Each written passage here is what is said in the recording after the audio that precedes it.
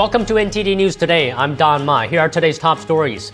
Ukrainian President Volodymyr Zelensky will meet with President Donald Trump in Florida early this afternoon as Russia intensifies missile and drone attacks. The talks aim to finalize a U.S.-backed peace framework, though key issues like territory and security guarantees remain unresolved. We have an expert on the topic. Brigitte Bardot, one of France's most famous film stars, has died at 91 years old.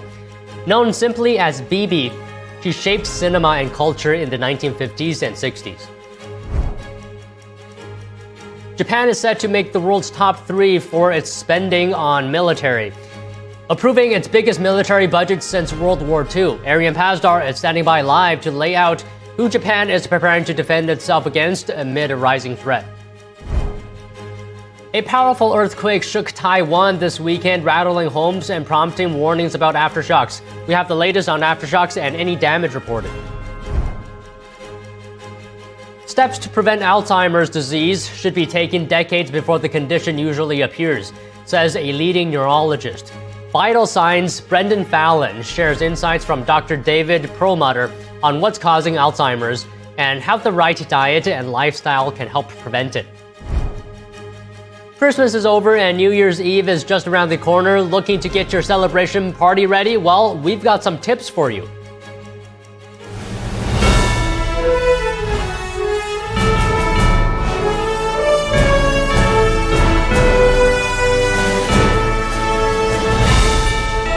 This is NTD News Today, live from our global headquarters in New York City.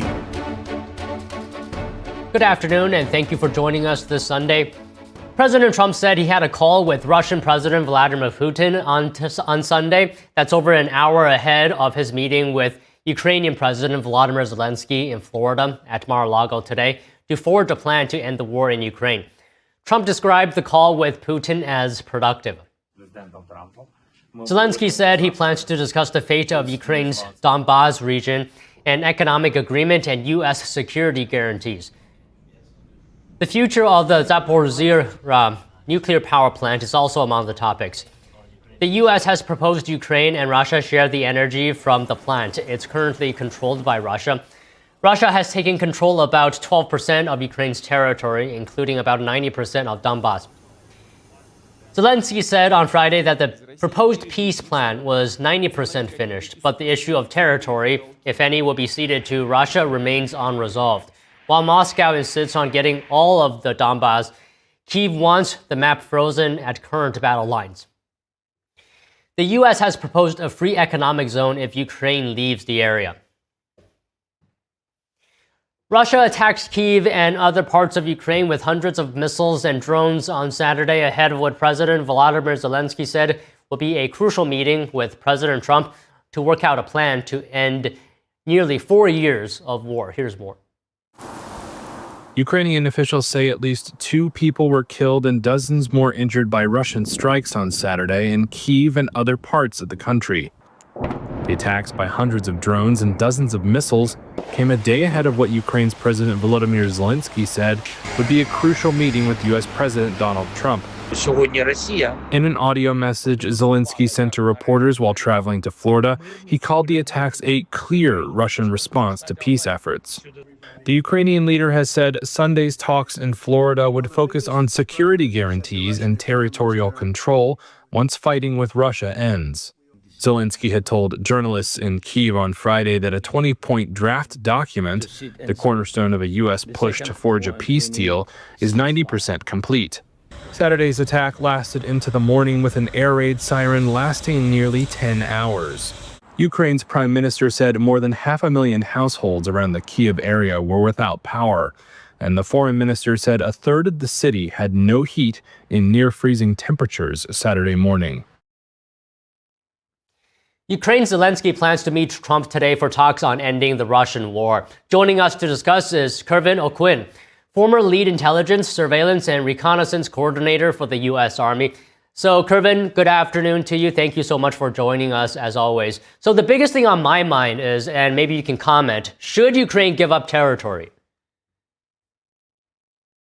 Well, first of all, thank you so much for having me. A merry belated Christmas and hopefully a future happy, peaceful New Year.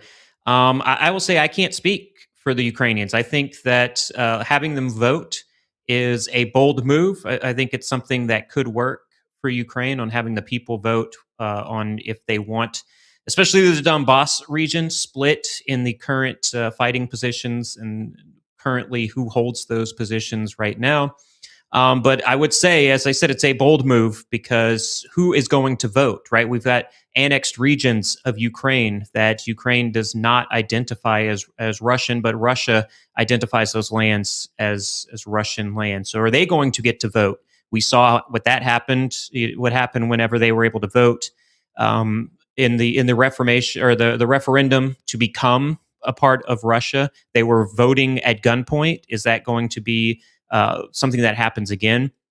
And is Russia going to do their usual tactics of cyber warfare, of misinformation, to get people to vote the way that they want? So ultimately, up to the Ukrainian people. They have a leader who is going to have to decide on this, and I think he is going to have to make that decision on whether they want peace or they want to continue the fight for that land, because those are the only two options right now.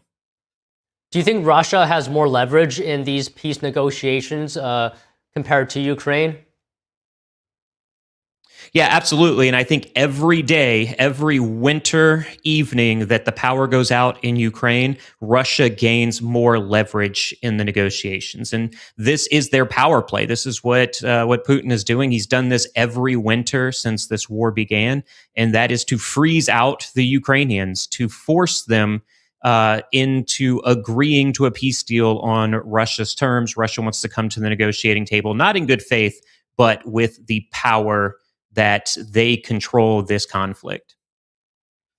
So you're saying that Russia has more leverage, but President Trump has said that Russia also wants an end to the peace deal. So I'm thinking here, can you just comment on, in your view, does Russia want peace more, a peace deal, or seeing its campaign to the end more? Well, look, Putin in early spring of this year told his military leaders that he wants an off-ramp up from this conflict in 2026. Now, my analytical mind was thinking this is, in fact, a conversation and an agreement that he had with Xi Jinping with the Chinese Communist Party, that China would then begin their move on Taiwan, and so Russia would need to stop this bloody war so that now China can focus on Taiwan with the help of Russia. And look, Putin made a mistake early on in this war. He initially thought that the Ukrainian resolve would be weak, and he made a push for Kyiv early in this conflict. He did not get Kyiv, which meant he did not get all of Ukraine. That was a miscalculation, and that's what led to 4 years of bloody conflict right now.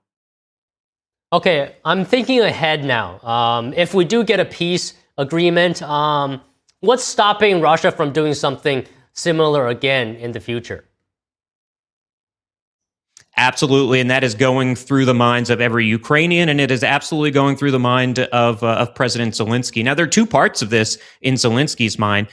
One is that what is going to stop Putin from doing this again? That is those NATO, the Article 5 style guarantees. So a guarantee that if Russia invades again, that Europe and the United States, 5, 10, 15 years down the line, will come to support Ukraine, but not just support them with munitions and intelligence, but with boots on the ground in defending against Russian aggression. Now, the second thing that's probably at the top of Zelensky's mind is his life is at stake, right? So if the peace deal holds and elections 6 months from them happen, 6 months from that ceasefire happens, and he is no longer elected president, if a Russian plant is then elected due to misinformation from the Russian Federation, what does that mean for Zelensky's safety? So he is playing with all of those at the top of his mind. And I do hope, I really do hope that he can explain that to President Trump and that President Trump understands where he is coming from. Okay, Kervin, you said earlier that Russia maybe underestimated or miscalculated Ukraine's resolve at the beginning of this war. Can you speak to us about what has been the cost of this war to Russia? And do you think the cost itself might potentially act as a deterrent from Russia doing something similar again? So it's a great question. It's something that analysts from all over within U.S. intelligence, within British intelligence, have debated this subject. Some of the analysts that I respect very much, who've followed this conflict from the very beginning, in fact, say that Russia, even with all the sanctions and selling oil at the cheapest price that they can sell it, they are still in a wartime economy, meaning that the war is funding the country at this moment. So if the war ends and there is no more push to expand their military, then the economy of Russia collapses. I kind of go on both sides of this one. They are in a wartime economy, but if they can stop this war and focus on if they can get the sanctions pushed off of their backs, and they can focus on reindustrializing Russia, they may be able to survive this. And China's going to be a key player in that as well. Will China be able to sustain and prop up the Russian economy if they help in a future conflict in the Indo-Pacific? Okay, Kervin, we just have a little bit of time left, and I wanted to take that time to ask your comments on something else, and that is the U.S.'s strike on ISIS in Nigeria. President Trump has framed this as sort of protecting Christians, right? Can we get your overall reactions to what has transpired on this front? Yeah, look, I think we all knew this was coming. If you didn't know it was coming, you didn't see the Truth Social remarks in late November. Christmas, it's a symbolic day. It's a Christian holiday. So, right, I think everyone knew that if it was going to take place, that would have been the day that it was going to take place. Now, are Christians being persecuted in Nigeria?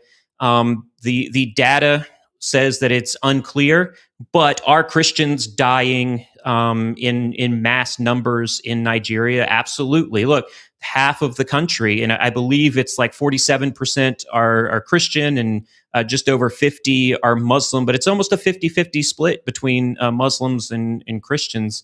And a majority of Christians are being murdered, but this is more tribal and sort of killings for resources in the area. But the Trump administration has made the decision that they are going to use that to project power in the region, to say, hey, Nigeria, and look, we're hearing now, right, that Nigeria was part of this plan. This is all something that Secretary Pete Hegseth has said. Countries need to be involved in their own security. The United States is not going to do that for them alone, and it looks like both in a partner aspect that Nigeria and the United States did this together. And so I think they can both champion that. Look, we both were able to kill or were to take out terrorists in Nigeria. That is really what happened. ISIS terrorists in Nigeria are no longer able to freely roam that region. Well, all right, Kervin, I always say this, but it's great to speak with you. And if I don't see you again until 2026, I just wanted to wish you Happy New Year ahead of time. Thank you so much. The feeling is so mutual, and please, yes, have a safe and productive early 2026 if I don't see you again. And as always, stay safe out there. All right, thank you. Brigitte Bardot, often referred to France as simply Bibi, has died at the age of 91. The cause was not immediately known. Bardot shot to international fame dancing the mambo barefoot in And God Created Woman. Her free-spirited performance in the 1956 film shot by her husband Roger Vadim marked a decisive break from the demure heroines of the previous era. The Brigitte Bardot Foundation announced the death of their founder in a statement on December 28th, thanking her for her prestigious career, leaving it behind to protect animals and the elderly. French President Emmanuel Macron called Brigitte Bardot a legend of the century. In a post on X, Macron said, quote, Brigitte Bardot embodied a life of freedom, a French existence, a universal radiance. She touched us. We mourn a legend of the century. A strong earthquake shook Taiwan on Saturday, rattling homes in Taipei and prompting warnings about possible aftershocks. It's the second major quake to hit the island in just a few days. The 7.0 magnitude earthquake struck offshore about 20 miles northeast of Taiwan, sending powerful tremors through buildings across the capital. Here's more. In one eyewitness video, a family's home can be seen shaking as a man rushes his wife out of the living room and towards the doorway. As she picks up her niece, the home security camera crashes to the floor, startling their dogs. The quake comes just days after a 6.1 magnitude earthquake struck Taiwan's southeastern county of Taitung. Officials say there's no reports of major damage in Taipei, but some buildings saw minor damage and isolated gas and water leaks. Taiwan's weather administration is warning residents to stay alert for potential earthquake aftershocks in the coming day. They say the impact was limited because the quake was relatively deep and occurred offshore. Taiwan sits where two tectonic plates meet, making earthquakes a common threat, and some of them deadly. Back in 2016, a powerful quake claimed more than 100 lives, and in 1999, a 7.3 magnitude earthquake killed more than 2,000 people. Japan is set to become the world's third largest military spender after the US and China. The Prime Minister's cabinet approved a record-breaking defense budget, its largest military expansion since World War II. NTD's international correspondent Arian Pasdar is standing by live. Arian, thank you for joining us today. What exactly is Japan spending this money on, and more importantly, why this huge increase? Hey Don, good to see you. Thank you for having me. First of all, I hope you and our viewers, of course, had a very blessed Christmas, and I hope everyone has a great start into the new year. Now, to get to your questions, Don, I think it's very simple. I think the reason Japan is planning to increase the military spending, so the cabinet suggested it, parliament still has to approve it, but it looks like it's going to go through. And I think the reason for that, very simple. It's the threat the Chinese Communist Party poses to, quite frankly, almost all nations in East Asia. Look, this suggestion to increase this record-breaking military spending, this comes amid rising tensions with China, between Japan and China. Just last month, the Japanese Prime Minister said that Japan's military might have to get involved if China attacks Taiwan, which could unfortunately happen because the Chinese Communist Party, they keep saying that China should be in control of Taiwan, which doesn't make any sense at all because, as most people know, Taiwan is a self-governing island and it's, of course, a sovereign nation. Now, Don, look, very interesting here. In order to prepare itself against a threat from China, Japan is planning to increase the military spending. But how does China respond to that? China is now blaming the victim. China claims that, it's right-wing extremists in Japan trying to increase the military spending. It's right-wing extremists trying to bring back militarism. And that doesn't make any sense, Don, because China is the aggressor. It's not Japan. It's China threatening nations in East Asia, in the Indo-Pacific, and so forth. And it's not just me saying that. Japan's defense minister, he actually voiced a similar opinion when speaking about this issue just on Friday. Let's take a look. This budget represents nothing more than what is minimally necessary for our country, which is facing the most severe and complex security environment since the post-war period. Information warfare is being conducted with campaigns that ignore the severity of Japan's surrounding and the military buildups of other countries. The information warfare instead gives the impression that Japan alone is pushing ahead with military expansion. We intend to continue clearly and repeatedly explaining these points.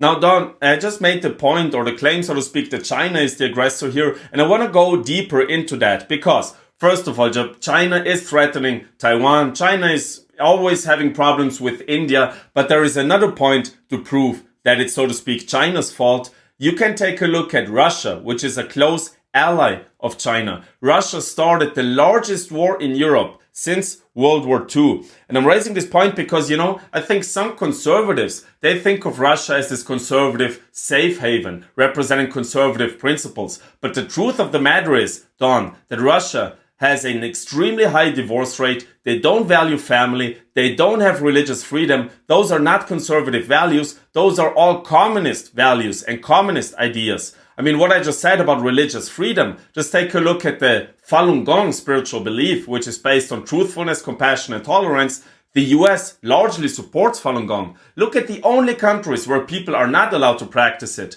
China, Vietnam, Russia. All those countries where these communist ideas are so prevalent. And why am I bringing Russia into this? It's to undermine, or it's to prove the point I made earlier. China is the aggressor. Together with Russia, it's this unholy alliance creating chaos in the Indo-Pacific, creating chaos in East Asia, in Europe. Japan is increasing its military spending simply to defend itself. Don? I mean, that's a good point, Arian. I also wanted to ask you, what exactly will Japan spend the money on, and how high is this record-breaking budget? Yeah, great question. So first of all, it's important to note that it's going to be, if approved, Japan's highest military budget since the end of World War II.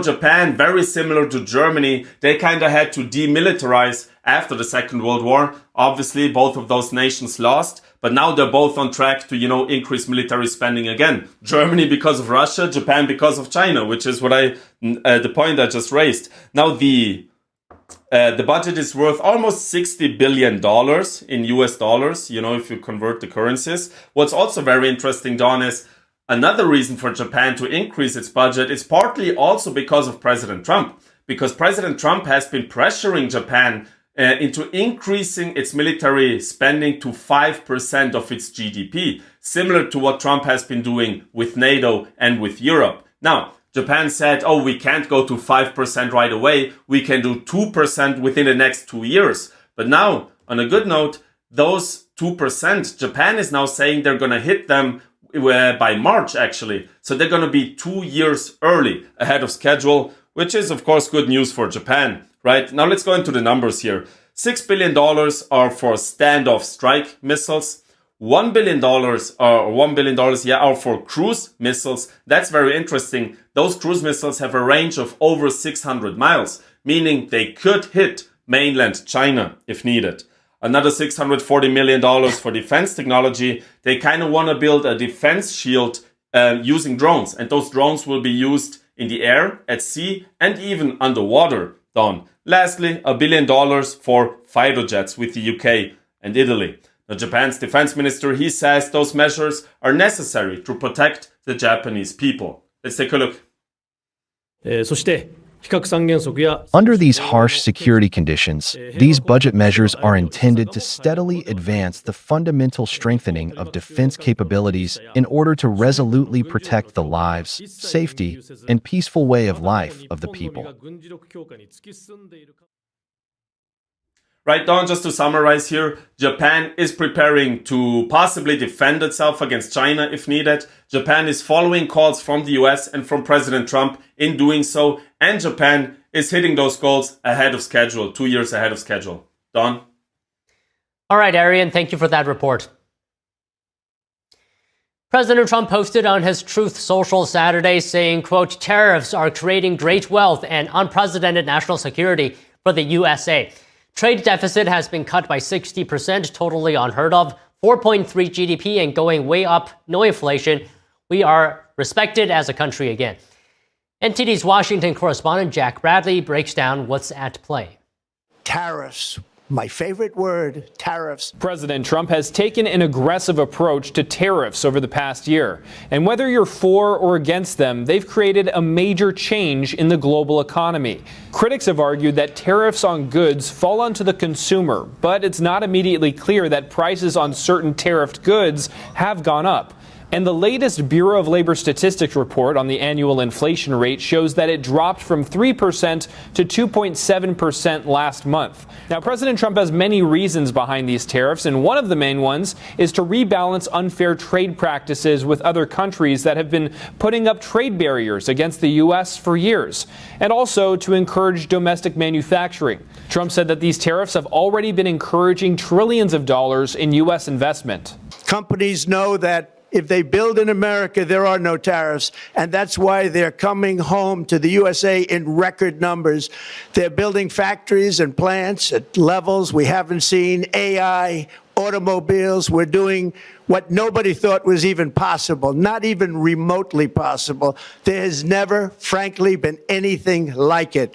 1 year ago, our country was dead. We were absolutely dead. Our country was ready to fail, totally failed. Now, we're the hottest country anywhere in the world, and that's said by every single leader that I've spoken to over the last 5 months. In that year-end address, President Trump said to the nation that he's sending $1,776 bonus checks to 1.45 million military members. Trump says that the income made from tariffs made it possible. And the checks are already on the way. Nobody understood that one until about 30 minutes ago.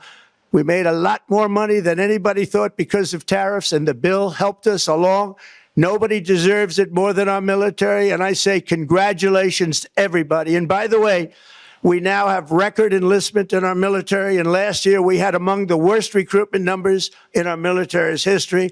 What a difference a year makes. Now, President Trump also said that he used the threat of tariffs to end certain wars, such as between India and Pakistan, Cambodia and Thailand, and between the Democratic Republic of the Congo and Rwanda, just to name a few. Trump has also used tariffs as part of a separate negotiation with other countries on a range of issues, including on illegal immigration and drug trafficking. He lowered tariffs on China by 10%, for instance, all in exchange for curbing fentanyl precursor chemicals to the U.S. He also placed tariffs on Mexico and Canada to stem the flow of fentanyl, other drugs, and also illegal immigration to the U.S. Now, on the domestic front, Trump said that tariffs could be used to potentially lower or eliminate federal income taxes, pay off the national debt, and send dividend payments worth $2,000 to low and middle income families next year. The Supreme Court is hearing a case on whether to uphold or reject Trump's tariffs under an emergency law. If it's rejected, it could result in the U.S. having to refund all of the collected tariff money, which now amounts to hundreds of billions of dollars. And Trump has called this case the biggest threat to U.S. national security and could render the nation financially defenseless. Reporting by Jack Bradley, NTD News. Coming up, Christmas is over and New Year's Eve is just around the corner. Looking to get your celebration party ready? We've got some tips to help you ring in the new year. Snow and ice battered the U.S. Northeast, causing widespread flight delays and rail disruptions. Officials in New York and New Jersey urged residents to stay off dangerous roads. More in just a moment here on NTD News Today.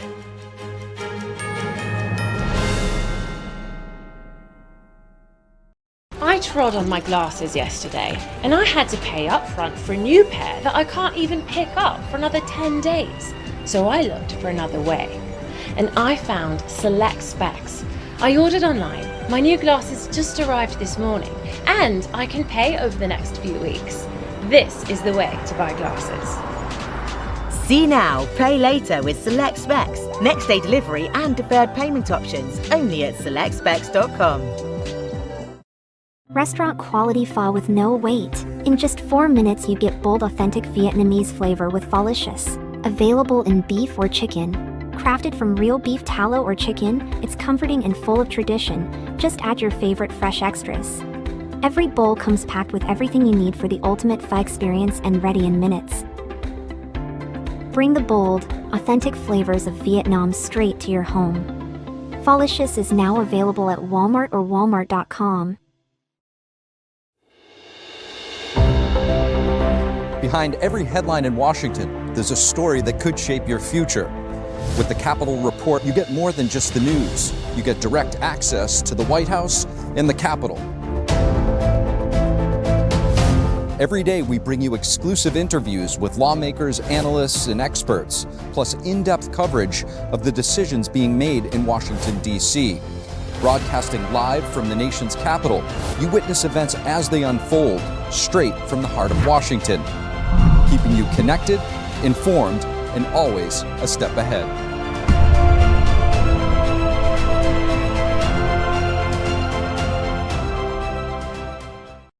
I'm excited to announce that we're having our biggest 3-in-1 sale ever with a limited edition product, a back in stock special, and a closeout deal you won't find anywhere else. So go to mypillow.com or call the number on your screen. Use your promo code to get our MyPillow bed sheets only $29.88. Any color, any style, any size, even kings, regular $119.98, only $29.88. Once they're gone for good. How about our My Towels? They're finally back in stock, but not for long. Get a 6-piece My Towel set, regular $69.98, now only $39.98. And for the first time and the only time ever, get our limited edition premium My Pillows. They're made with Giza cotton and designer gusset. Queen $17.98, Kings only $19.98. So go to mypillow.com or call the number on your screen. Use your promo code to get the best offers ever. Quantities are extremely limited, so order now. Adopting you was the best decision in our life. And I am so proud to call you my son.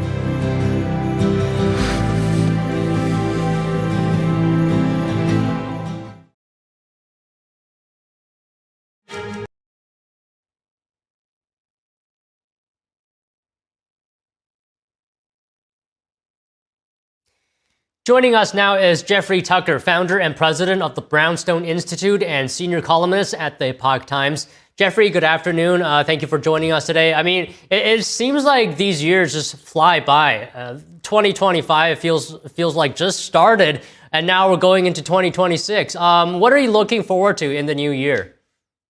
Well, it's been a wildly eventful year. I don't think at the beginning of this year we would have ever imagined we would be where we are today. It's been the most eventful year of my life, and I hope that 2026 is going to be about building off some of the successes we saw in 2025, whether it's in our personal lives or professional lives or whatever. Everybody's going to have their resolutions, and as always, the resolutions are broken because people don't understand how to accord today's decisions with tomorrow's ambitions. So that's what it's got to be all about for the next year. Getting a good ambition and then making sure that you do something every day to achieve it. Okay, like you said, it has been a very eventful 2025. In your view, what are some of the biggest points? What's been worth celebrating about this past year? Well, if you don't mind, I would like to speak to matters of public policy, because it's something that I've followed, namely politics and what government does. This is something I've followed my entire career. And I can say with every bit of confidence that the only time I've really seen actual progress in government and the way we're managed is in the year 2025. It's so amazing. It's like Trump used to say, you're going to get tired of winning. It's not that I'm tired of it. I just can't believe it's actually happening. We've made progress on the childhood schedule, on cleaning up the food, getting a better food supply, on some transparency in issues of pharmaceuticals and government waste. There's been a lot of very good things happen. Maybe not enough, and yes, it's always going too slow, but just given that we're dealing with government, where it seems like everything always gets worse, for 1 year of my entire career, things actually improved a little bit. I think that's definitely worth celebrating. Okay, well, it looks like there were some very good feelings about 2025 in certain aspects. Do you think that good feeling will translate to 2026? Well, I hope so. A lot of it does come down to the exercise of personal courage by people at the grassroots, but then also the people that are tasked with carrying out a very ambitious agenda in Washington. And there are many of these people who are heads of agencies and so on are all friends of mine, and I followed them very closely over the last year. And they're all tired. They work 18-hour days. They work 7 days a week. They're exhausted. They're dealing with frustrations around every corner. So what keeps them going? And it really is a sense of a desire for public service and a desire to achieve the mission. This is the one time in life that they have a chance to do it, and now they're going to make it happen, one way or the other. So I appreciate that. Sorry about that. It's okay. It's okay, Jeffrey. So it is the end of the year, and if you don't mind, I'd like to ask you a personal question. Not that personal, but how are you celebrating on the 31st? Well, there's always a choice on the 31st. One thing is that I'm overwhelmed with the sense that there are friends of mine who are very lonely during Christmas and New Year's because they haven't been invited to the right parties because people don't hold house parties anymore. So I always try to hold a party to bring people together so that we can make sure that people who are close to you have a place to go, so they're not going to bed at 9 o'clock, drinking alone or something like that. So tonight is a nice dinner party for some of our closest friends. Last year we held a huge party for 50 people in a small apartment. That was a lot of fun, but there's fancy things you can do with just 8 to 10 people.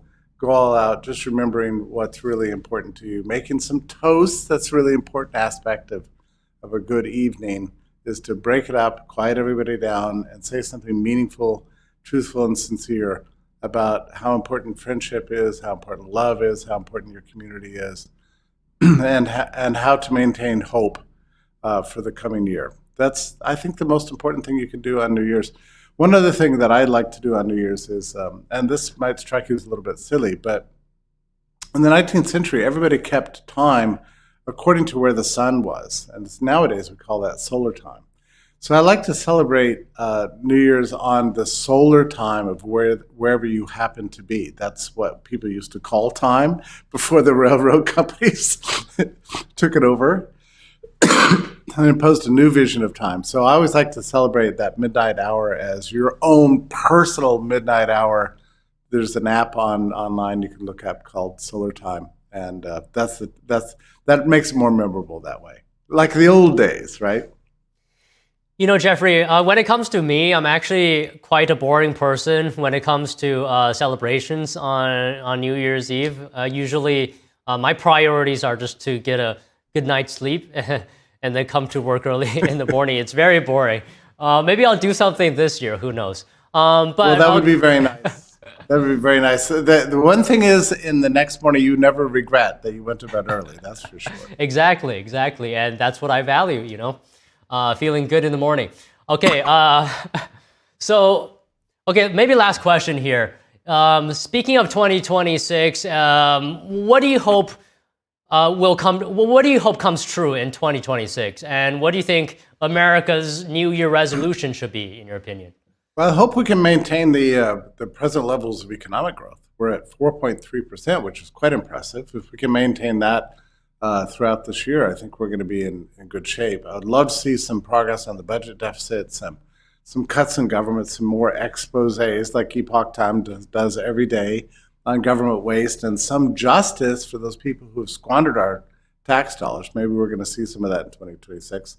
The public impatience is becoming palpable. People are really ready for some kind of accountability in public life with all the ongoing scandals that Epoch reports about every single day.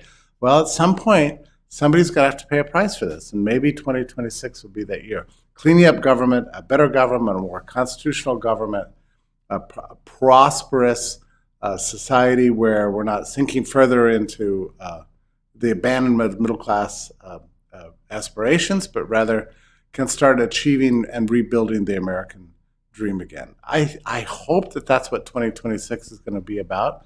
But again, it's really in our hands. It's in the hands of the grassroots. It's in the hands of the readers and our representatives in Washington and those people appointed to do the great work that this administration pledges to do. This 2026 is the year that everything either bogs down or accelerates, and I hope we're on the accelerationist side of this thing.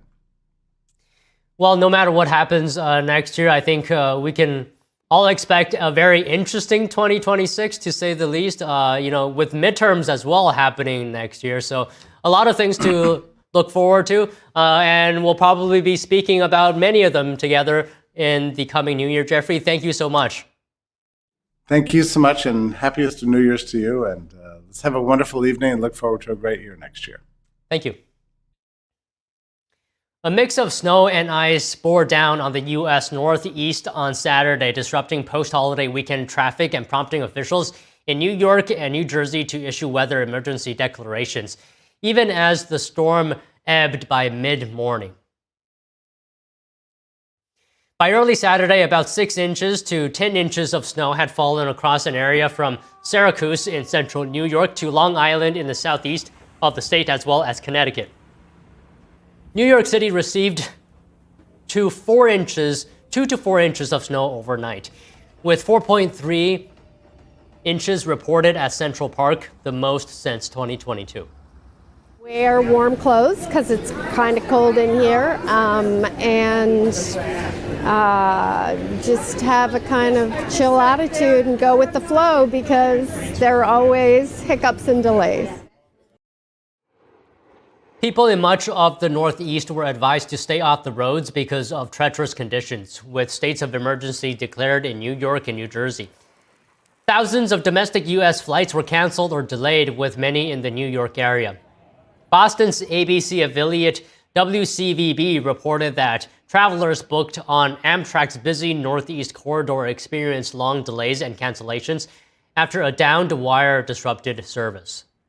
Actually, we were on a train at 3 o'clock and we called up Amtrak, and it was because of a power line down somewhere in New England, and they put us on a 5 o'clock train back home. So all in all, we are just slightly delayed. The National Weather Service warned of hazardous travel conditions from the Great Lakes through the northern mid-Atlantic and southern New England, with the potential for tree damage and power outages. Coming up, steps to prevent Alzheimer's disease should be taken decades before the condition usually appears, says a leading neurologist. Vital Signs' Brendan Fallon shares insights from Dr. David Perlmutter on what's causing Alzheimer's and how the right diet and lifestyle can help prevent it.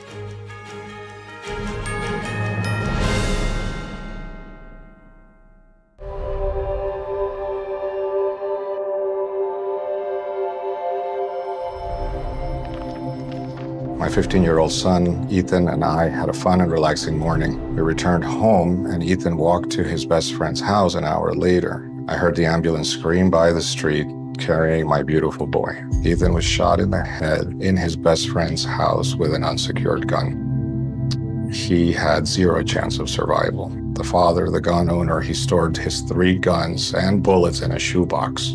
How do you feel? That has to be the most horrific experience that a human could ever have. David, would you give any advice? First thing you do is not keep your ammunition with your weapons, and that your weapons need to be locked at all times.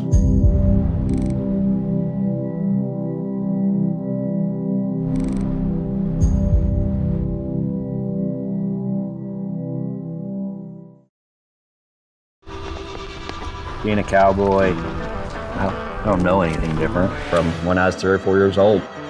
I did tough things. I thought everybody needed to do tough things, and if you didn't, I didn't have time for it. I had a very successful career at a very young age, and life was fast. I was preparing physically. I wasn't doing anything mentally on the inside.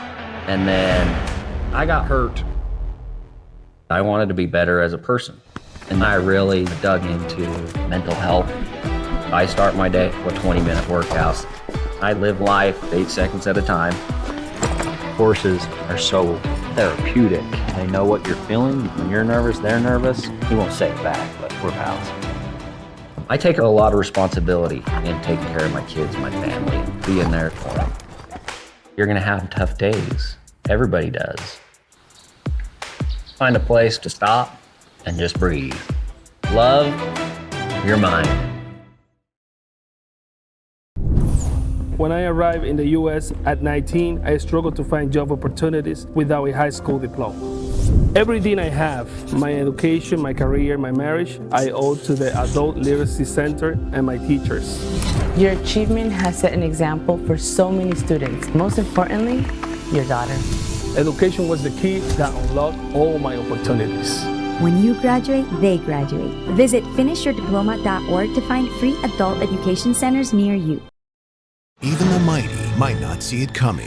It's prediabetes, and it captures 1 in 3 adults. But you can escape. Take the 1-minute prediabetes risk test at doihaveprediabetes.org. Be your own hero.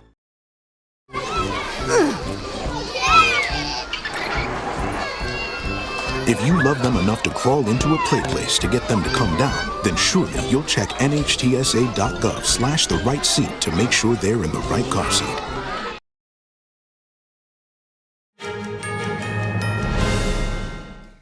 Welcome back. I'm joined in studio now by NTD health correspondent and host of Vital Signs, Brendan Fallon. Vital Signs offers natural and nutritional ways of optimizing our health. So Brendan, good to see you. Hope you had a great Christmas. What do you have for us today? Thanks, Don. Yeah, I had a great Christmas. And I want to talk about hope on the Alzheimer's disease front. It's a very scary disease. And people probably at my age, in their 40s, even younger, are possibly looking at their parents or the experience of their grandparents who may have had this condition and starting to worry about, is this something that I may be facing when I get to that age? The good news is that it's at our age, or my age, 30s, 40s, that we can start taking steps to prevent Alzheimer's further down the line. And I spoke to a doctor, Dr. David Perlmutter. He's a neurologist. He's also a fellow of the American College of Nutrition, which says something about the primacy he places on nutrition as a factor in preserving brain health. And he's garnered a lot of views. Like, he has millions of people watching his videos on YouTube, focusing on the metabolic factors in preventing Alzheimer's disease and other neurological conditions. And by metabolism, we're talking about how the body makes energy from food and what we drink. This first clip, I'm asking him, what is the connection there? What is the connection between our metabolism and developing a brain disease like Alzheimer's? If you come to a patient who has an Alzheimer's diagnosis, let's say they could go back 30, 40 years, what is the main things they should be doing at that point in their lives? That's a fantastic question, because the reality is that the early changes of Alzheimer's, we'll call them the metabolic changes in the brain, begin 20 to 30 years prior to the memory failure, the executive function failure, what we call the clinical markers of the disease, where your brain isn't working right. So that's where we need to intervene. We need to intervene in people your age and make them recognize that lifestyle choices you are making right now are going to play out when you're my age. So, if you want to be cognitively intact, I'm 70, at 70, and have conversations like this, you better start doing the things at your age to rein in your metabolism, your blood sugar, your blood pressure, your insulin sensitivity, your body weight, your serum lipids, your blood fats, as it were. These things are critically important in terms of your metabolism, and Alzheimer's is fundamentally a manifestation of problems earlier in your life with your metabolism. The empowering part of that statement is you can control that. What would you identify as the most compelling evidence that these metabolic factors are influencing Alzheimer's? Well, for me, there's a lot of science out there that makes it very clear. The increased risk of developing Alzheimer's if you're type 2 diabetic is about 3.8-fold, for example. That means you're more than triple at risk of getting Alzheimer's if you're a type 2 diabetic. And these, the incidence of diabetes is skyrocketing. Here in America, we have 40 million type 2 diabetics, meaning 40 million people whose risk for Alzheimer's is increased threefold. And they don't have to be type 2 diabetics. We have about a third of our population pre-diabetic. That's worrisome, but even more worrisome is that 90% of those people don't know it.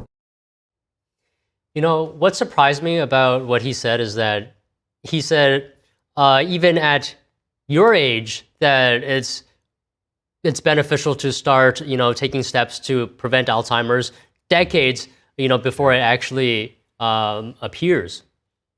That's right. It's the things we're doing now, and it's these simple things like we kind of take for granted. How we're the quality of the sleep we're getting, and things we might not be prioritizing too much in our lives, what we're eating healthily, exercise, limiting exposure to toxins. These things could have an impact on our brain health way down the line.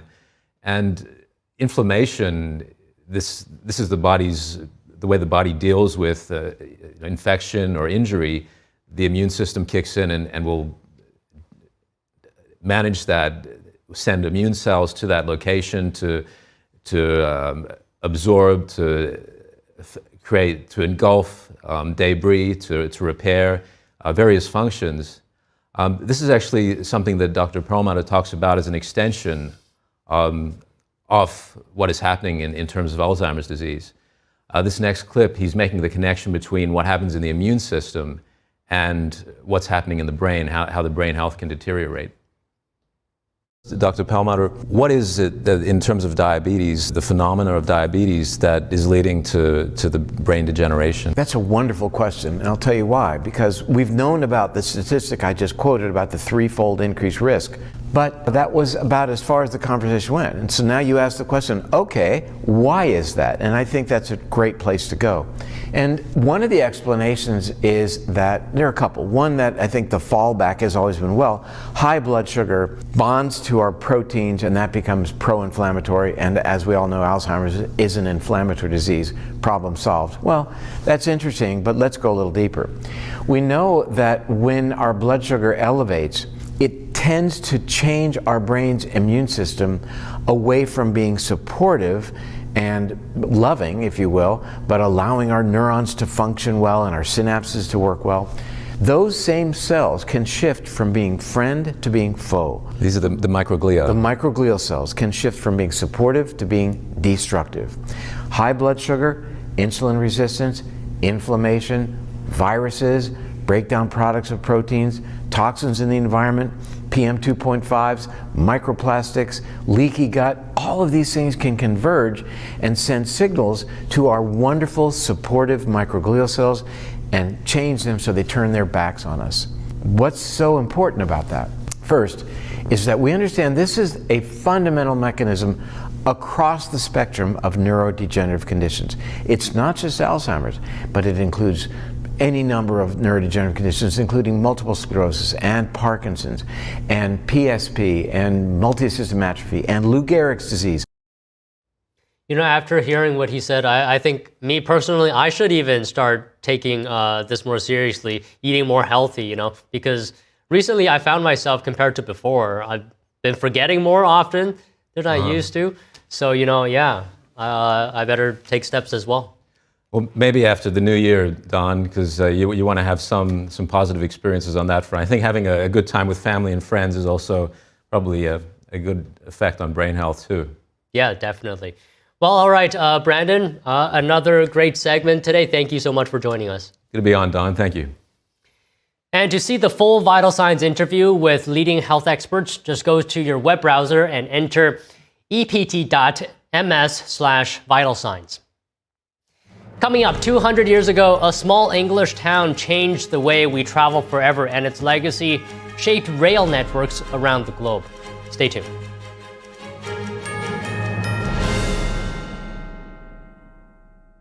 A performance that truly matters for each and every one of us. This is what you've been waiting for. See it at least once in your lifetime. Shen Yun. Get tickets now at shenyun.com.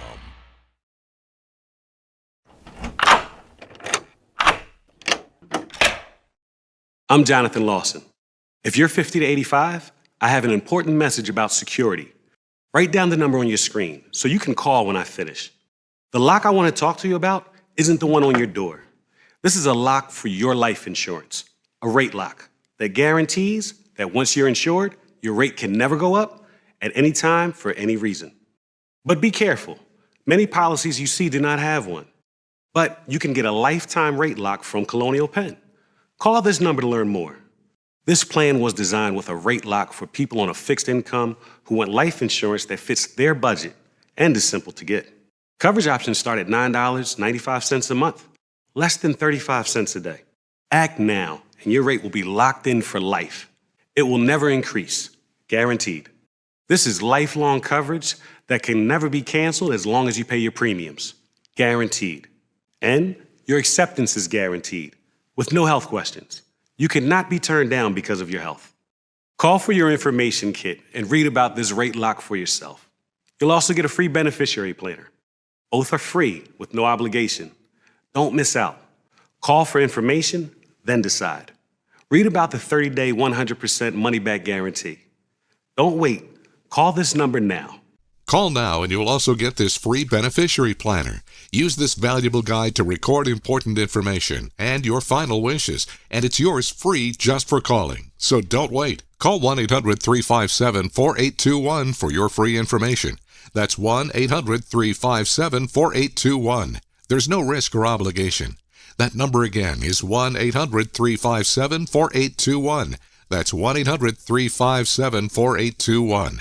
1-800-357-4821. Call now. Kids love it. Parents trust it. Obviously. Explore GJW Plus Kids Series and Gone Jiong Campus courses led by expert educators. This is spectacular. Children will learn values like respect, responsibility, and knowledge in language, science, and more. Wow. All while having fun. Perfect. Subscribe today at GJW Plus Kids, where learning meets fun.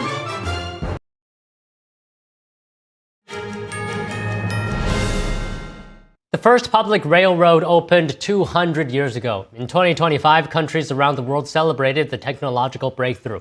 NTD's Andrew Thomas has more on the journey from early steam engines to modern trains. In 1825, a railroad in northern England would be the first stop in train travel. The Stockton-Darlington line was the first public railway to move passengers using a steam locomotive.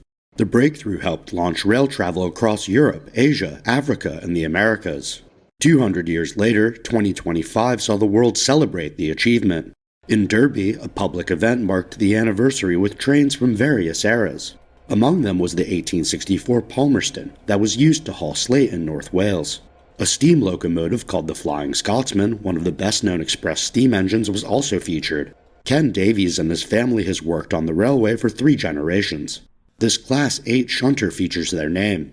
And this one's called Ken Davis. So this is an honour for my family.